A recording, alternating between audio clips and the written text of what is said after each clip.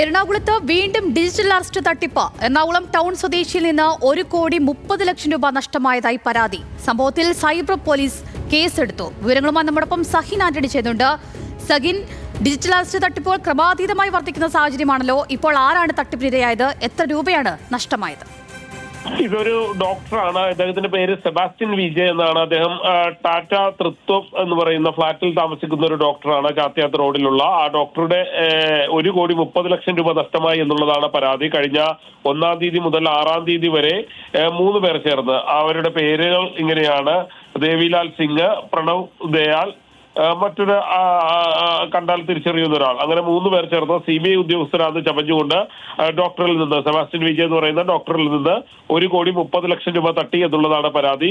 ഇദ്ദേഹത്തിന്റെ അക്കൗണ്ട് പരിശോധിക്കാനാണ് എന്ന് അവർ പറയുകയും ആ അക്കൗണ്ടിൽ നിന്ന് 1,30,00,000 രൂപ തട്ടി എന്നുള്ളതുമാണ്. ഇദ്ദേഹത്തെ കള്ളക്കേസിൽ പെടുത്തും എന്നുള്ളതായിരുന്നു ആ സംഘം പറഞ്ഞിരുന്നത്. അത് പിന്നീട് ഇത് ഒരു കള്ളസംഘമാണെന്നും അത് ഓൺലൈൻ തട്ടിപ്പ് സംഘമാണെന്ന് ഡോക്ടർ തിരിച്ചറിഞ്ഞു. ഇതോടുകൂടിയാണ് കാക്കനാട് സൈബർ പോലീസിൽ പരാതി നൽകിയത്. ഈ പരാതിയുടെ അടിസ്ഥാനത്തിലാണ് സൈബർ പോലീസ് കേസെടുത്തിരിക്കുന്നത്.